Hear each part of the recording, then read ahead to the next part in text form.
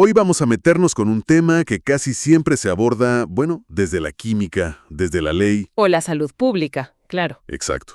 Pero hoy nos vamos a olvidar un poco de todo eso.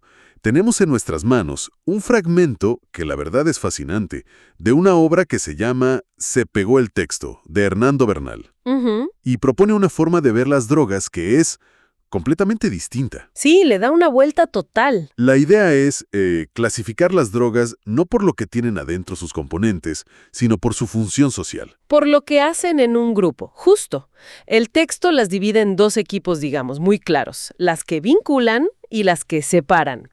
Y a ver, te soy sincero, de entrada la premisa me suena un poco simplista. Es una reacción lógica. ¿De verdad es tan blanco y negro? A ver, convénceme de que este marco de análisis tiene mérito. Bueno, es que es una reacción normal porque estamos muy acostumbrados a pensar en la farmacología. Pero la provocación del texto, que Bernal de hecho le atribuye a un tal Miller, es muy valiosa. ¿Por qué?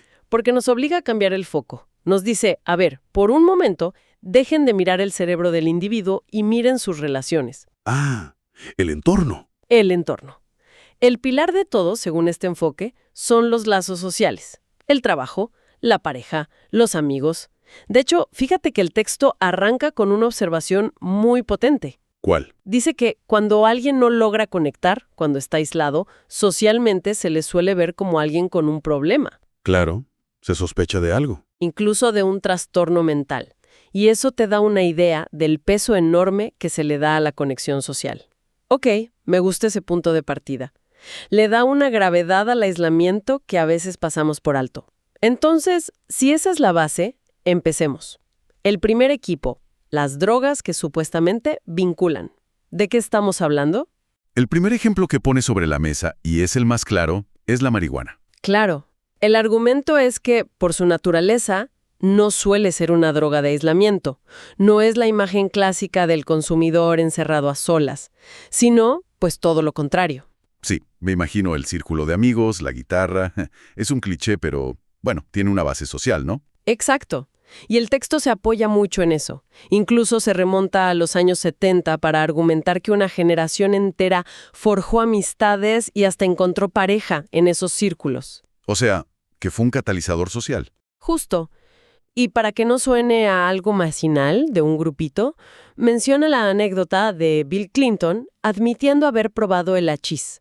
La idea es posicionarla como una sustancia integrada en ciertos rituales sociales. ¿Como el alcohol? Muy parecida a la función que cumple el alcohol para muchísima gente. Entiendo, es un lubricante social, como una copa de vino en una cena, digamos. Precisamente. Pero aquí el análisis añade una capa más que a mí me parece fascinante. A ver, Dice que una de las claves de esta vinculación es que la marihuana no excluye otros placeres. ¿a qué se refiere con eso exactamente? No te sigo. A ver, establece un contraste muy fuerte con lo que más adelante va a llamar las drogas de la separación. La lógica que presenta es que algunas adicciones son tan totalizantes que la sustancia termina reemplazando todo lo demás. La comida, las relaciones. Todo. Y, crucialmente, el sexo. Se convierte en el único placer posible. Pero según este análisis, con la marihuana no pasa eso. ¿Por qué no? Se argumenta que el tipo de placer que ofrece no compite, digamos, en la misma liga que un orgasmo. No lo sustituye. Ah, ok. Por lo tanto, puede coexistir con otras experiencias humanas fundamentales sin anularlas. El vínculo social y afectivo sigue teniendo su propio espacio. Esa es una idea muy potente, esa jerarquía de placeres. Permite que la vida, con todas sus facetas, continúe alrededor del consumo. Ok, hasta aquí te sigo. Marihuana, alcohol. Encajan. Sí, Pero aquí es donde el texto para mí da un salto mortal y mete a la cocaína en el mismo saco.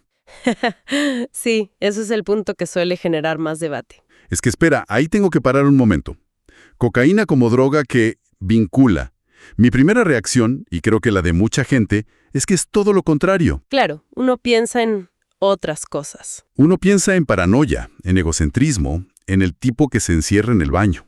¿Cómo justifica el texto una afirmación tan fuerte? La justifica manteniéndose súper fiel a su propio criterio. No analiza la experiencia interna del sujeto ni el daño a largo plazo. Solo el momento. Estrictamente, la función que cumple en el momento del consumo Y desde esa óptica, la describe como, y cito, la droga típica de las relaciones sociales. ¿Típica de las relaciones sociales? Sí. El argumento es que los más enganchados a la red social, a la fiesta, al evento, son quienes más recurren a ella. O sea, no es una droga para escapar del mundo, sino para sumergirse más a fondo en un tipo específico de mundo social. Exactamente. Piensa en cualquier película sobre Wall Street de los 80s o series sobre el mundo de la noche. Claro. Se consume con otros y para estar con otros. Para aguantar el ritmo, para desinhibirse, para cerrar un trato. En los círculos que describe el texto, no hay reunión posible sin ella. Es parte del ritual de pertenencia. Vale, visto así, desde esa óptica tan específica de función social, empiezo a entender la lógica. Pero me genera otra pregunta. Dime. ¿Qué tipo de relaciones son esas? ¿Son lazos genuinos o son, digamos, alianzas temporales que dependen al 100% de la sustancia? Esa es la pregunta correcta. Porque no es lo mismo la amistad que se forja compartiendo ideas y vulnerabilidad que la que se basa en compartir una línea en el baño de un bar. Y el texto no entra ahí.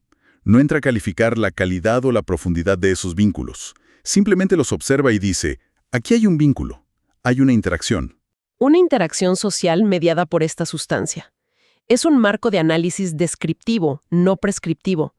No dice que esos lazos sean buenos, solo que existen, y que la droga, en ese contexto, actúa como un catalizador para ellos. ¿Ok? La fragilidad de esos lazos es sin duda su talón de Aquiles, pero para la clasificación de vincular versus separar, cumple la función de agrupar. Entendido.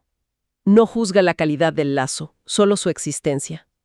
Y el alcohol que ya mencionamos también entra aquí, ¿no? Sí, y es el ejemplo perfecto para entender que estas categorías no son rígidas. ¿A qué te refieres? El alcohol es, culturalmente, la droga de vinculación por excelencia. Brindis, celebraciones, primeras citas, está en todas partes. Sí, claro, pero el texto introduce una salvedad que es crucial. Su función puede invertirse dramáticamente. Ah, Cuando el consumo deja de ser social y se convierte en una adicción que te aísla de tu familia, te hace perder el trabajo, te aleja de tus amigos, esa misma sustancia cruza la frontera deja de ser un puente. y se convierte en un muro. Ese punto sobre el alcohol es clave, porque demuestra que no es la molécula, sino el patrón de uso y su efecto en el tejido social de la persona. Exacto. Y eso me hace pensar, si el alcohol puede cruzar esa línea y volverse una droga de separación, ¿qué pasa con las que, según el texto, nacieron directamente en ese lado de la frontera? Ahí es cuando el análisis se pone mucho más oscuro.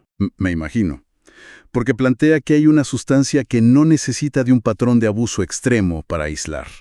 Su función principal desde el inicio es precisamente esa, la separación. Y cuando el texto habla de la heroína, el tono cambia por completo. Es brutal. Sí, La describe casi como un agujero negro social. No se anda con rodeos. para nada. El argumento es directo y demoledor. La heroína se presenta como el paradigma, el ejemplo perfecto de la droga de separación. ¿Ok? Su función, según este modelo, es la de aislar sistemáticamente al adicto de todos sus lazos afectivos. El texto llega a afirmar que, en este sentido específicamente social, su adicción es más grave. Ojo, no habla del daño físico. No, que es terrible, por supuesto. Habla del impacto aniquilador en la red de relaciones de la persona. Es una idea muy potente, ¿eh? Porque a menudo el foco está en la sobredosis, en la salud, pero aquí el acento se pone en la muerte social que precede a la física. Exacto. Si volvemos a la premisa inicial de que los lazos sociales son fundamentales para una vida con sentido, Claro. una sustancia cuya principal promesa es reemplazarlos tendría el impacto más devastador posible. El placer que ofrece es tan absoluto, tan autosuficiente, que vuelve irrelevante todo lo demás. Todo. Ya no necesitas a tu pareja, a tus amigos, ni siquiera el placer de la comida. La droga se convierte en tu único vínculo, Un vínculo con la sustancia. no con una persona. Es la aniquilación del ecosistema social del individuo. Entonces, el contraste es total, mientras que la marihuana o la cocaína, en los contextos que describe el texto, se insertan dentro de una dinámica de grupo. Ujú. La heroína, según esta perspectiva, expulsa al individuo de todos los grupos. Una te integra, aunque sea de forma superficial, y la otra te borra del mapa social. Esa es la dicotomía central que plantea el texto. Por un lado, sustancias que coexisten o incluso catalizan la interacción humana. Por otro, una que la vuelve obsoleta. Qué fuerte. Es un enfoque que te obliga a pensar en la adicción no solo como una enfermedad del individuo, sino como un colapso de su mundo relacional. La pregunta que subyace es, ¿qué busca la persona en la droga? ¿Intensificar sus lazos con el mundo o cortar por completo con él? Uf, qué forma tan distinta de verlo. Entonces, resumiendo un poco el viaje que hemos hecho con este texto de Bernal. A ver, la propuesta es olvidarnos de la química por un momento y usar una nueva lente, la del impacto social. Sí, y con esa lente, el panorama se divide en dos.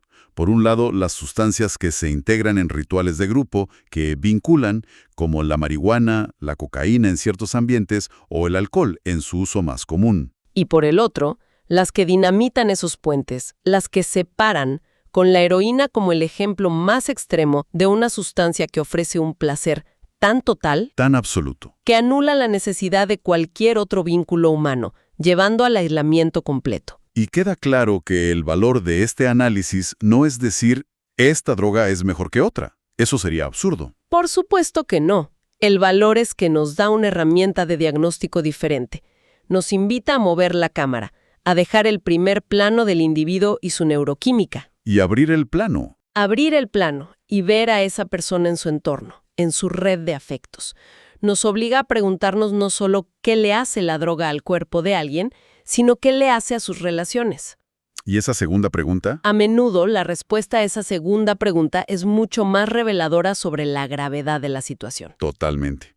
Y para terminar, me quedo pensando en algo. A ver, Si aplicamos esta misma lógica de vincular versus separar a fenómenos modernos que no son sustancias, ¿dónde encajarían? buena pregunta. Pienso en las adicciones conductuales, por ejemplo. El uso compulsivo de redes sociales, el scrolling infinito, o sumergirse horas y horas en videojuegos en línea. Es una pregunta final excelente. Porque en la superficie parecen herramientas de vinculación.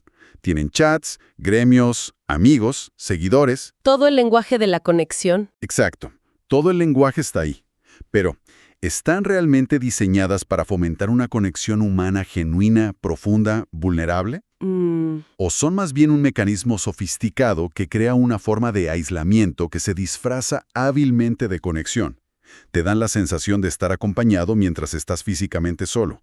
¿Vinculan o separan? La pregunta creo queda abierta.